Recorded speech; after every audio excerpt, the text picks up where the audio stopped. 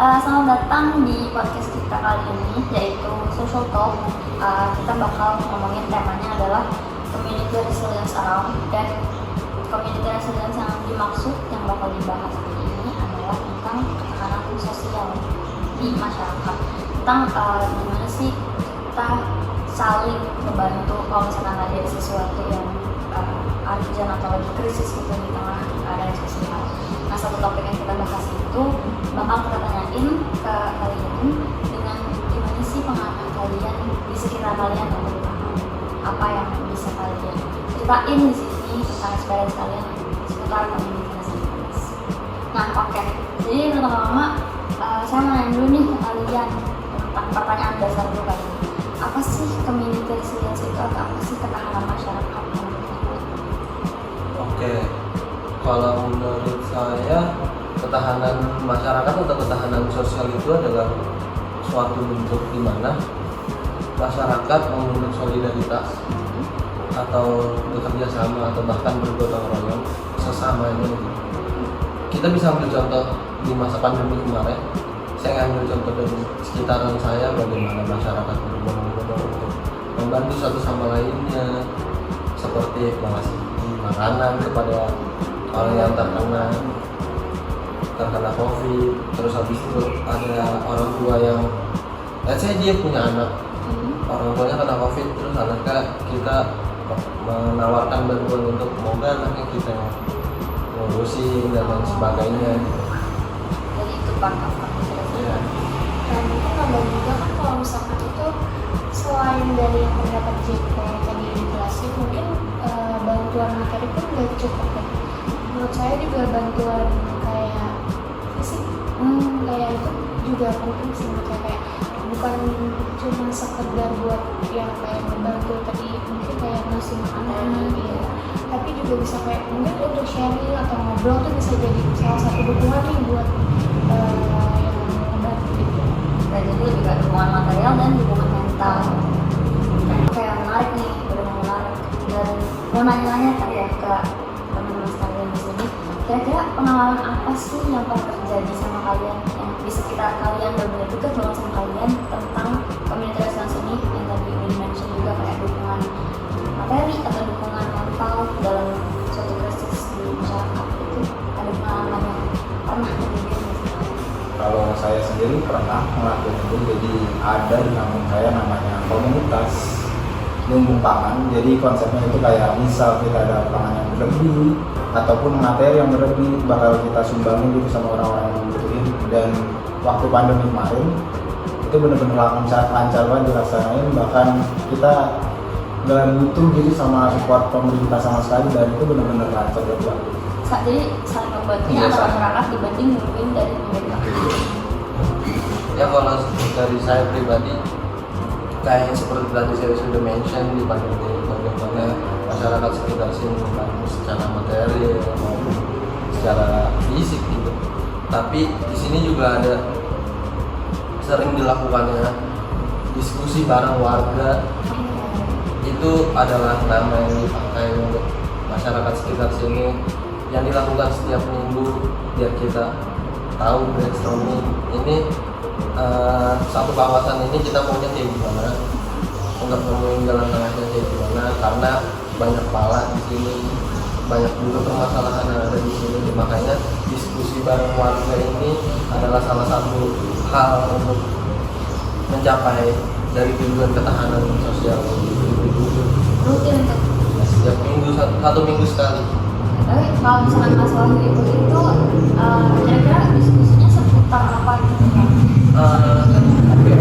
Kalau diskusinya itu banyak saja topik-topik yang menarik, seperti permasalahan sampah yang belum selesai, bagaimana di sini ada bank sampah juga, bagaimana kita mencari solusi dari bank sampah tersebut. Ini bank sampahnya mau diapain, apakah bisa dikembangkan jadi nilai ekonomi dan lain sebagainya. Sebenarnya banyak sih permasalahan yang terjadi di sini.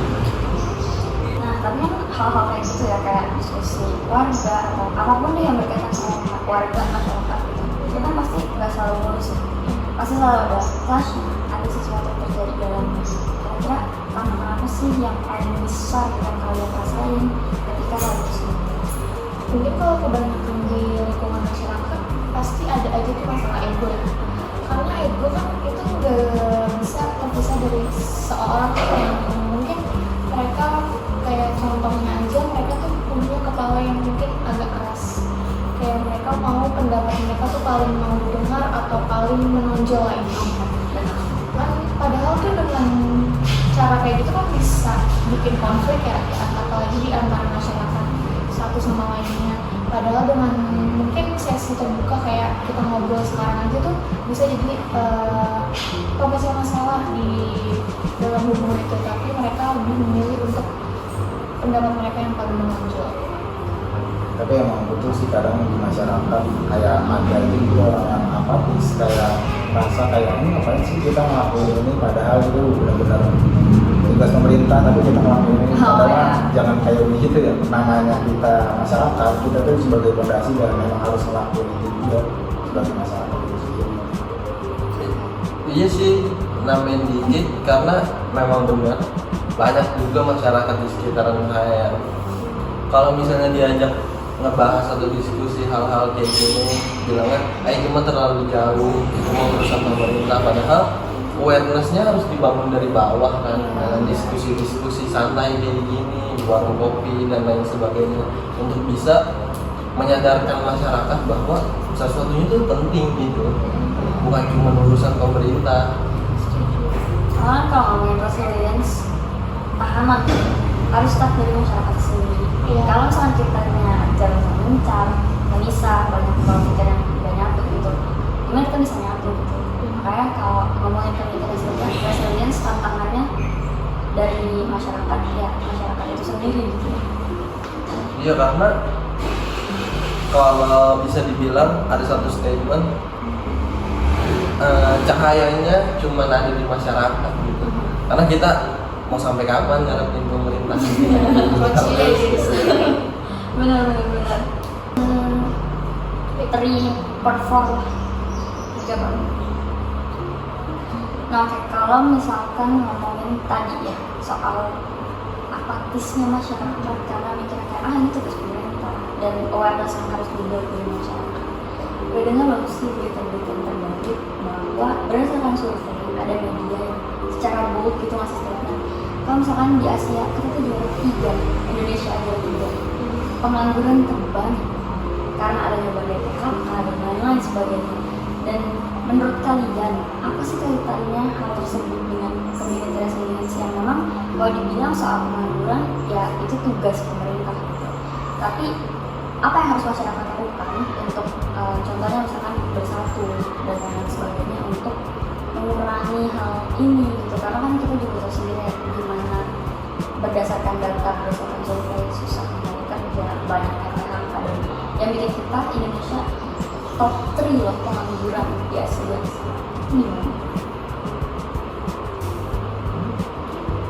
Ya kalau menurut saya sebenarnya faktornya sih banyak ya, selain dari pemerintah sistem yang udah nggak beres karena adanya efisiensi anggaran yang akibatnya banyak banget dari PHK gitu di mana-mana.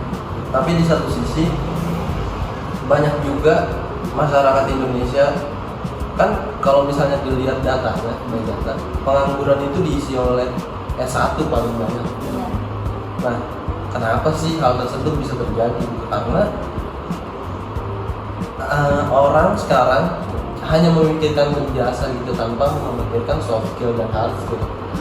Dia hanya memikirkan satu kertas di mana dia bisa bawa itu kemana-mana, padahal secara kerangka berpikir dia belum kuat, berpikir kritisnya juga nggak ada. Karena menurut saya pribadi S1 tuh kita di-build untuk berpikir kritis, untuk bisa menemukan solusi dari permasalahannya kayak gimana, untuk menemukan hard skill dan soft skill yang ada di dalam diri kita kayak gimana, bagaimana adaptif terhadap lingkungan dan lain sebagainya. Itu hal-hal atau sesuatu yang bisa jadi poin plus, di mana pekerjaan membutuhkan itu, bukan hanya sekedar lembaran kertas doang gitu. Dan kalau misalnya dilihat dari sudut pandang yang lebih umum, masyarakat yang bisa dibilang nggak berpendidikan atau tidak menempuh pendidikan tinggi, dan itu masih pengangguran. Karena kalau misalnya kita lihat di Jakarta di surveinya, sekarang banyak orang atau masyarakat yang pengen hidupnya individualisme aja gitu. Dia hanya berpatokan pada dirinya sendiri, padahal kita tuh butuh gitu ngobrol kayak gini, membentuk pola pikir baru, ada networking, ada experience baru dari orang, kita tahu sesuatu dari orang, kita membentuk suatu pengalaman di mana kita bisa pakai hal tersebut di kemudian hari untuk bekerja, untuk mencari pekerjaan dan lain sebagainya gitu. Tapi mungkin bukan dari masyarakatnya sendiri sih, kalau yang akhir-akhir ini saya lihat mungkin beberapa kasus yang mungkin sering lewat di Instagram, kayak contohnya itu banyak lowongan kerja yang banyak pengen kualifikasi dari kualifikasinya enggak ya contohnya aja kayak kemarin kayak di bidang misalkan bidang penjahit gitu ya, suatu kalau misalkan ini pabrik itu pengen pekerjaannya itu pengen yang ininya mungkin yang misalkan kayak 70 atau berapa, padahal itu kan nggak masuk ke kriteria yang mereka kerjakan gitu, padahal nggak masuk ke pakaian mereka kerja Iya. dan dibanding ya nggak ada hubungannya gitu. Nah, itu tapi kan kualifikasinya overqualified. benar, itu menurut saya juga salah satu kayak penyebab kenapa pengangguran di Indonesia itu banyak yang terbengkalai gitu. Iya sih, banyak juga sih lowongan yang kita baru lulus, kita fresh graduate misalnya, terus kayak minimal pengalaman 1 tahun, minimal pengalaman sekian, minimal pengalaman yang padahal kitanya juga ya kan kita pengen cari pengalaman, tapi dia butuh lebih pengalaman, terus kayak gimana gitu. Itu sih yang agak tricky banget. Iya, sebenarnya bukan dari individunya doang, banyak faktor-faktor yang kayak mempengaruhi pengangguran ini. Tapi dengan ketahanan sosial sendiri, kalau ngomongin kayak pengangguran pekerjaan itu kan sebenarnya agak geser ya jadinya ke ketahanan ekonomi lah ya jadinya. Kalian ngerasain nggak sih kayak belakangan ini dengan keadaan ekonomi seperti ini, orang-orang tuh jadi lebih sikut-sikutan ya, jadi lebih hard on themselves dan on people gitu dalam menjalani kehidupan sehari-hari itu, jadi kayak lebih struggle aja gitu, terutama untuk orang-orang yang bukan kaum menengah ke atas. Dan ngomongin sosial ekonomi, bagaimana sih yang terjadi di sekitar kalian yang menurut kalian pengen nih ngomongin atau mengutarakan pendapat kalian atau pandangan kalian tentang apa yang kalian rasakan, apa yang kalian rasakan. Sebenarnya banyak sih keresahan. Mulai kalau ngomongin tentang ketahanan ekonomi, sebenarnya ini kompleks banget aja gitu. Kalau mau dibedah satu-satu kayaknya terlalu lama. Tapi salah satunya adalah sistem yang udah bobrok dan gak jelas aja. Pemerintah nggak ngatur ini sedemikian rupa untuk bisa mempertahankan ketahanan ekonomi. Kita tahu di zaman dulu, kalau misalnya kita balik lagi ngebahas sejarah, di zaman Presiden Soeharto kita tuh swasembada pangan. Kita nggak perlu impor pangan karena kita punya lahannya. Tapi karena keserakahan orang-orang yang ada di atas dengan kompetensi yang gak jelas, tapi dia bisa naik di atas mewakilkan masyarakat, padahal kita di sini nggak merasa terwakilkan gitu. Yang buat hal-hal tersebut hanya untuk mementingkan kepentingan pribadi dan kelompoknya aja. Makanya ketahanan ekonomi ini rada tricky banget aja untuk masyarakat, karena kita bisa tahu sekarang komersialisasi pendidikan salah satunya. Bagaimana pendidikan dibuild untuk menjadi badan untuk menghasilkan uang gitu, padahal di dalam undang-undang kita dididik untuk mencerdaskan kehidupan bangsa gitu. Tapi hal tersebut nggak bisa dilaksanakan karena by data sekarang pendidikan itu inflasinya 700%. Bagaimana UKT 3 juta jadi 21 juta? Bagaimana orang-orang yang ada di ekonomi menengah ke bawah nggak bisa merasakan pendidikan karena susahnya aksesnya dan biaya yang tinggi dan lain sebagainya. Sebenarnya banyak banget gitu faktor-faktor di dalamnya. Dan saya sih selalu nyebut kalau mengenai ekonomi, ketahanan ekonomi itu tuh kayak bola setan yang nggak bakalan kelar aja ya, bola salju yang terus menggulung karena nggak ada grand plan-nya negara ini, nggak punya tujuan emas, nggak ada kerangka untuk bisa ngebangun ini tuh buat negara loh, bukan buat pribadi gitu. Oke. Statement yang sangat bold dari Mas Wahyu yang again kita mau bersatu secara lapisan masyarakat pun kita terhalang karena ya again balik ke sistem, karena mau usaha kita memang akan matters gitu. Kalau misalkan kita bersatu, kita bertahan, kita bersatu dengan masyarakat yang lain gitu, kita bisa bertahan. Tapi ya sekedar survival skill aja, survival mode aja, again terus menerus kita dalam mode bertahan, karena untuk bisa enjoy hidup tanpa struggling dan lain-lain itu masih banyak banget yang harus dibenerin dari sistem yang again kita tidak punya banyak kendali dari hal tersebut.